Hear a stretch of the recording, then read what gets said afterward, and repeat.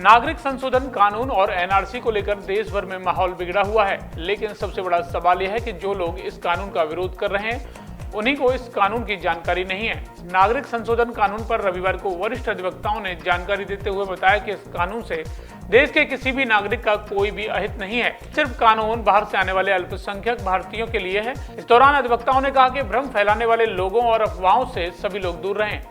NRC और नागरिक संशोधन कानून को लेकर आज देश में भूचाल आया हुआ है, यानी कि विरोध प्रदर्शनों का अभी सिलसिला जारी है। लेकिन सबसे बड़ा सवाल यह है कि एनआरसी क्या है, नागरिक संशोधन कानून क्या है, सीएए क्या है। इस पर अभी भ्रम की स्थिति है। भ्रम की स्थिति इसलिए कि लोग समझ नहीं पा रहे हैं कि एनआरसी क्या है और जो सरकार नागरिक संशोधन कानून लेकर आई है ये क्या है। लेकिन लोग विरोध कर रहे हैं। जो लोग विरोध कर रहे हैं उनको शायद ये मालूम नहीं है कि हम विरोध किसका कर रहे हैं, लेकिन विरोध बरकरार कर रहे हैं। इस विषय पर आज हमने मथुरा के वरिष्ठ अधिवक्ताओं के साथ एक पैनल तैयार किया है और उस पैनल के माध्यम से हम लोगों को ये संदेश भी देना चाहते हैं कि सरकार जो कानून लेकर आई है इसको पहले समझना चाहिए। कानूनविद यानी कि अधिवक्तागण, कानून के ज्ञाता इस बिल को लेकर क्या कहते हैं, पब्लिकली क्या अवेयरनेस वो करते हैं, लोगों को कैसे अवेयर करते हैं, सीए क्या है, एनआरसी क्या है, इस सब पर हम बात करेंगे। ये सभी पैनलिस्ट आप देख रहे हैं कि हमारे आज यहाँ वरिष्ठ अधिवक्ता यहाँ पर मौजूद हैं। सबसे पहले मैं इधर सोहनलाल शर्मा जी, एडवोकेट मुकेश खंडेलवाल जी और राम कुमार अग्रवाल जी, महेश चंद्र अग्रवाल जी और कोने पर अनिल गोस्वामी जी। आप देख रहे हैं कि ये सभी लोग आज, चूंकि ये जरूरी भी है कि अगर कहीं भ्रम की स्थिति है तो कानूनविद का सहारा भी लेना चाहिए लोगों को, क्योंकि रास्ता दिखाने वाले कानून का यही लोग होते हैं। तो आज हम सबसे पहले मिडल से चलते हैं। राम कुमार अग्रवाल जी जो कि काफ़ी वरिष्ठ अधिवक्ता हैं मथुरा के। सर, जिस तरीके से आज एनआरसी और नागरिक संशोधन कानून को लेकर भूचाल आया हुआ है, लोग समझ नहीं पा रहे हैं लेकिन विरोध कर रहे हैं। आखिर क्या भ्रम की स्थिति है, किसको इससे नुकसान है, किसको फायदा है, क्या ये सब भ्रम में चल रहा है? लोग बहकावे में इस तरह का प्रदर्शन कर रहे हैं। एनआरसी क्या है और नागरिक संशोधन कानून क्या है, दोनों में क्या फर्क है? क्या किसी नागरिक, देश के नागरिक को इस कानून से नुकसान है? वर्तमान परिस्थितियों में जो दंगे फसाद हो रहे हैं वो ज़्यादातर राजनीतिक कारणों से हो रहे हैं। जो दंगे करने वाले हैं उन व्यक्तियों को खुद ये पता नहीं है कि इसका मकसद क्या है, हम किस लिए उसका विरोध कर रहे हैं और इस विरोध के करने ना करने से हमको क्या फ़ायदा और क्या नुकसान होगा। जी। जो इंटरव्यू देखने को मिल रहे हैं उससे खुद ये जाहिर हो रहा है कि दंगा करने वालों से जब ये पूछा जाता है कि भाई आप इसका विरोध क्यों कर रहे हैं, तो वो इधर उधर की बातें करते हैं। उनको यही स्वयं पता नहीं है कि इसमें विरोध की युक्ति क्या है, हमें करना चाहिए या नहीं करना चाहिए, या इससे हमारा क्या भला होगा, क्या नुकसान होगा। एक जनरल भ्रांति अपढ़ व्यक्ति तक में और ख़ासतौर से अल्पसंख्यक समाज में ये पैदा कर दी गई है कि कुछ दिन बाद हम लोगों को हिंदुस्तान छोड़ना पड़ेगा, हमसे ये कागज़ मांगे जाएंगे, हमारे पास कोई सबूत है नहीं। जिनके पास जो सबूत गिनाए गए हैं वो उनको भी वो स्वयं अपनी तरफ से ये मानते हैं कि अपर्याप्त है, जबकि शासन की तरफ से देश के प्रधानमंत्री, मंत्री और संसद में सब कुछ ये कहा गया है कि भाई किसी को भी इससे बाहर नहीं किया जाएगा। इसका प्रभाव केवल जो शरणार्थी हिंदू हैं, शरणार्थी जैन हैं, सिख हैं, ईसाई हैं, केवल पारसी हैं, उन लोगों पे इसका लागू होगा। अल्पसंख्यकों के संबंध में इसका कोई भी लागू होने की प्रतिक्रिया नहीं है। और इसीलिए कहा गया है कि देश के वर्तमान जितने भी बाशिंदे हैं, चाहे वो किसी भी समुदाय के हों, किसी भी धर्म के हों, किसी भी जाति के हों, उनका कोई असर इस नागरिक संशोधन बिल से नहीं होगा। बहुत अच्छी बात आपने कही जी। इसमें मैं एक शब्द और जोड़ना चाहूँगा कि जो लोग विरोध कर रहे हैं उनसे मैं अपील करता हूँ, नागरिकता के नाते अपने देश की संपत्ति का ख्याल रखें, अपना ख्याल रखें। और इसके साथ साथ एक बहुत बड़ा मेरा एक निवेदन है कि जब उस कानून की एक लांछन लगाया जा रहा है कि साहब ये धर्म के खिलाफ है, हमारे आर्टिकल 14 के खिलाफ है, 15 के खिलाफ है, 16 के खिलाफ है, तो जब उसको चैलेंज कर दिया गया है और स्वयं सुप्रीम कोर्ट ने उस पर एकदम आदेश पारित नहीं किया, स्टे नहीं दिया है, और कानून बनने में थोड़ी देरी है, अभी हस्ताक्षर नहीं हुए हैं इस महज इसलिए।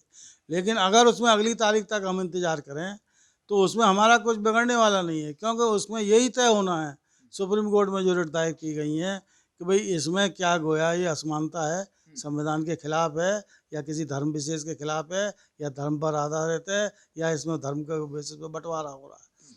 तो जब जो चीज़ स्वयं सर्वोच्च न्यायालय के परिधि में जो है उसका आकलन होने वाला है, तब तक किसी भी तरीके के जो है उसको प्रदर्शन को बढ़ाना देना या हंगामा करना, ये सब बहकावे की चीज़ें हैं और कुछ नहीं है। मैं तो ये अपील करूँगा कि सब लोग शांतिपूर्वक देश हित में इंतज़ार करें और उसके बाद अपना निर्णय लें।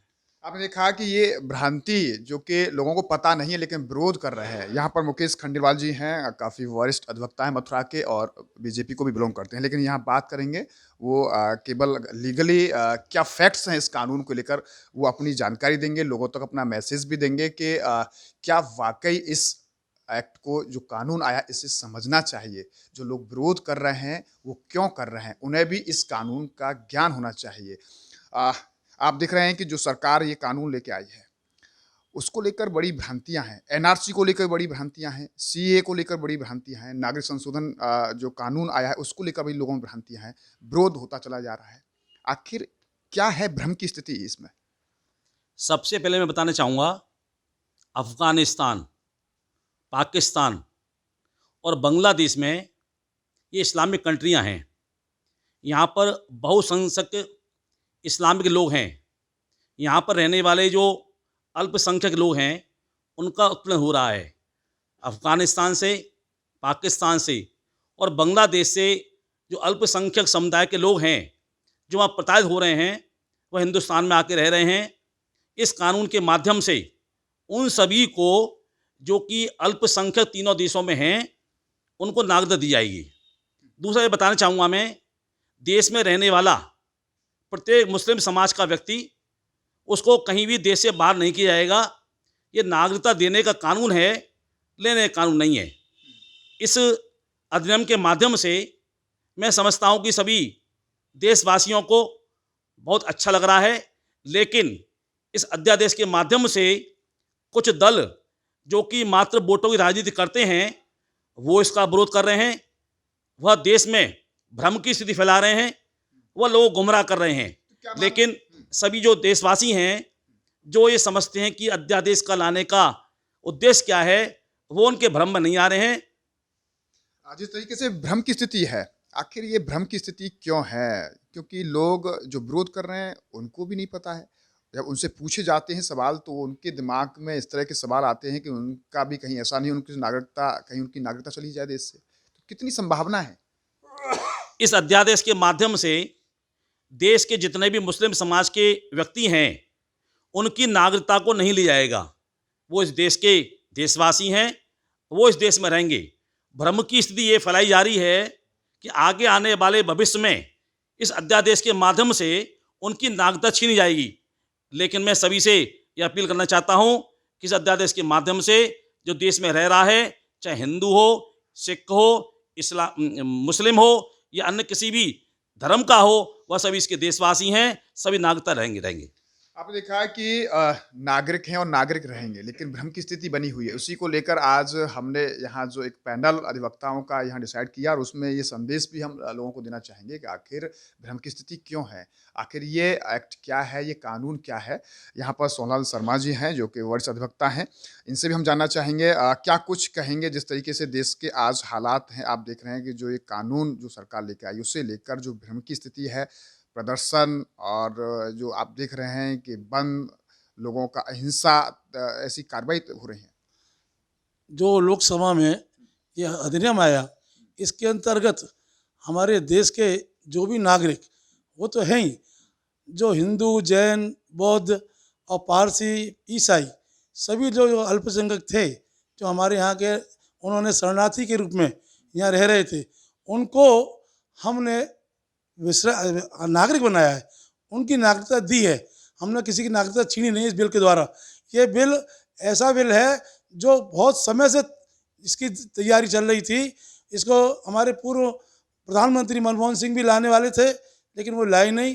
अब की बार हमारे गृह मंत्री ने, हमारे प्रधानमंत्री ने इस बिल को लाकर ऐसे किया है सदन में, उसको पास कराने के बाद आज संपूर्ण देश में एक प्रकार की गलतफहमी केवल इस कारण हो गई है कि इसको बताया नहीं गया पहले कि हम क्या ला रहे हैं, और उसकी तैयारी नहीं की गई।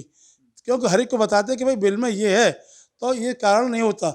लोग भ्रमित हैं। केवल इस कारण से सबसे निवेदन है कि इसके कारण से भ्रमित ना हो। तो क्या माना जाए कि इस बिल का राजनीतिकरण हो रहा है? ये जो लोग विरोध कर रहे हैं उनको नॉलेज भी नहीं है और लेकिन विरोध कर रहे हैं इस बिल की। केवल राजनीतिकरण हो रहा है इस कारण कि उनकी वोट की राजनीति है, और उनको दिख रहा है जो विरोधी दल हैं वो सोचे बैठे हैं कि हम कुछ ना कुछ तो करेंगे, लेकिन उनको कुछ मिलने वाला नहीं है इससे, क्योंकि बिल इस प्रकार का है, अध्यादेश, अधिनियम सब कुछ हो चुका। आज समाज में ये संदेश गया है कि ये कार्य अच्छा हो रहा है, सबके लिए अच्छा हो रहा है। जो लोग भ्रमित हैं, मेरा निवेदन है उनसे कि वो इसका अधिनियम को, अध्यादेश को, इसको पढ़ें कि क्या है और समझें। किसी की बुराई के लिए नहीं है। नागरिकता का सिद्धांत नागरिकता देने के लिए है, ये नागरिकता किसी की लेने के लिए नहीं है। आज हिंदू, मुस्लिम, सिख, ईसाई सब इस देश में रहते हैं और सब भाई बन के रहते हैं और रहेंगे। इस नियम में, इस अध्यादेश के द्वारा, इस अधिनियम के द्वारा कोई भी नागरिक खत्म नहीं हो रहा है। सभी लोग इसमें सब मिलकर हिस्सा लेकर इसको आगे, देश को आगे बढ़ाएं, ये मेरी विनती है। हिंसा न करें और सब कानूनी रूप से एकजुट होकर देश को आगे बढ़ाएं। जिस तरीके से कई जगह हिंसात्मक कार्रवाई हुई है, लोग विरोध कर रहे हैं, लेकिन जो लोग भीड़ आ रही है वो भी जब उनसे ये पूछा जा रहा है कि इस बिल में क्या है, तुम विरोध क्यों कर रहे हो, तो उनके जहन में एक बात आती है कि साहब कहीं ऐसा नहीं हो कि भविष्य में जाके हम इस देश के नागरिक नहीं रहें। तो कितना ठीक है ये? मैंने बताया ना, इस बिल के अंतर्गत किसी भी नागरिक को, देश के नागरिक को अपनी नागरिकता समाप्त होने की बाबत कोई नियम नहीं है। तथा जो लोग भ्रम फैला रहे हैं उनसे मेरा यही निवेदन है कि हिंसा न करें और इस बिल को पढ़ें। अगर वो नहीं जानते हैं तो कि हम अध्यादेश को किसी अपने जो पढ़े लिखे लोग हैं उनके द्वारा पढ़ाएं, अधिवक्ताओं द्वारा पढ़ाएं। तथा समाज के जो लोग हैं उनसे निवेदन है कि इस बिल को बाकायदा पढ़ाएं कि इसमें किसी की नागरिकता नहीं जा रही है और ये भ्रम न फैलाएं। मुस्लिम देश हैं या ईसाई देश हैं, केवल अगर इन लोगों को, अल्पसंख्यकों को जो शरण दे सकता है वो भारत दे सकता है। काफ़ी समय से ये मांग चलती चली आ रही है कि हमारे जितने भी सीमावर्ती इलाके हैं उनमें पाकिस्तान से भी लोग आए हुए हैं, अफ़गानिस्तान से भी लोग आए हुए हैं जो प्रताड़ित हैं और जो केवल कूड़ा बीनने का काम और छोटे मोटे मजदूरी के काम करते हैं और अपनी गुजर बसर करते हैं। ऐसे लोगों को भारत सरकार ये चाहती है कि ये आम नागरिकों के साथ मिलकर नागरिक बने और ये अपना कार्यभार संभालें। तब जाकर पिछली कांग्रेस सरकारों में भी इस तरह की चर्चा हुई कि इन लोगों को नागरिकता दे दी जाए। उस नागरिकता अधिनियम में केवल इतना फर्क किया गया है कि जो लोग 11 साल का जो प्राविधान था उसमें केवल इन लोगों को जो पाकिस्तान, भारत, पाकिस्तान, अफगानिस्तान और बांग्लादेश से जो प्रताड़ित होकर अल्पसंख्यक आए हैं, हिंदू बहुतायत में हिंदू लोग जो हैं वो अपने देश में आकर अपने लोगों से मिलजुल कर रहें और केवल 6 साल जिनको रहकर अपनी प्रामाणिकता सिद्ध कर दें, ऐसे लोगों को नागरिकता देने का संशोधन किया गया है। अभी आपने शुरुआत में ये बात पूछी थी कि CAA क्या है, सिटीजनशिप अमेंडमेंट एक्ट इसको कहते हैं, जो 1955 के मूल अधिनियम में एक संशोधन है और कुछ नहीं है। किसी भी व्यक्ति को, भारत के किसी भी नागरिक को नागरिकता से विहीन नहीं किया जाना इस कानून में नहीं है। ऐसा कोई प्राविधान नहीं है जिससे यहाँ का रहने वाला नागरिक और नागरिकता उसकी छीन ली जाए। इसलिए मैं समाज से, पूरे देश के नागरिकों से, मथुरा के नागरिकों से ये अपील करता हूँ कि इस कानून को, छोटे सा कानून है और उसको पढ़कर समझें। इसमें कहीं किसी तरीके की किसी का अधिकार नहीं छीना जा रहा, किसी का कोई मतलब नहीं है। आप शांति से हम लोगों के साथ मिलकर और इस देश की सेवा करते रहें, देश को अर्पण करते रहें, यही मेरी। क्या कुछ कहेंगे? आप बार के पूर्व उपाध्यक्ष भी हैं अनिल गोस्वामी जी। जिस तरह से भ्रम की स्थिति है, अलग अलग अधिवक्ताओं ने अपने विचार दिए, और स्पष्ट व्यू को स्पष्ट किया एनआरसी को लेकर, सीए को लेकर। कितना ये सब सही है जो हंगामा जो हो रहा है आज देश के अंदर? भारद्वाज जी, ये सीए एक्ट बनाया गया है ये पूर्ण रूप से देश हित में है। मैं अभी 2.5 घंटे मोदी जी को सुन के आया था टीवी पे, अभी रामलीला मैदान में उनका भाषण आ रहा था। उन्होंने बड़ी बारीकी से इस एक्ट के बारे में समझाया है। और मैं तो सिर्फ एक अपील करना चाहूँगा, जो प्रदर्शन करने वाले लोग हैं, उनके समाज में जो पढ़े लिखे लोग हैं, वो आपस में बातचीत करें और उनको समझाएं कि ये एक्ट बहुत अच्छा है, कोई नुकसान नहीं है किसी को कोई नुकसान नहीं है। अब देखा कि इस एक्ट से किसी को कोई नुकसान नहीं है, लेकिन जिस तरीके से हालात देश में बन रहे हैं, भ्रम की स्थिति कहें या उसका राजनीतिकरण है, लेकिन लोग प्रदर्शन से अभी भी बंद नहीं है। सबसे बड़ा सवाल ये भी है कि सीए और एनआरसी पर लेकर जो लोगों में भ्रांतियां हैं वो भी दूर होनी चाहिए, और ये भ्रांतियां कानूनविद जो एक्चुअल इस कानून के जो ज्ञाता होते हैं उनके माध्यम से होनी चाहिए। सरकार को भी लोगों के बीच जाकर अवेयरनेस के कार्यक्रम चलाने चाहिए कि किस तरीके से इस बिल को सरकार द्वारा लाया गया है और इस बिल से कितने फायदे हैं। जो लोगों में भ्रांतियां हैं कि नागरिक संशोधन कानून जो कि नागरिकता देने वाला कानून है, वो नागरिकता ले नहीं सकता किसी की। जो भी इस देश का नागरिक है वो इस देश का नागरिक रहेगा। इस कानून से किसी भी नागरिक की नागरिकता को कोई भी हानि नहीं होगी। न्यूज़ के पर्सन सुनील सिंह के साथ गोविंद भारद्वाज।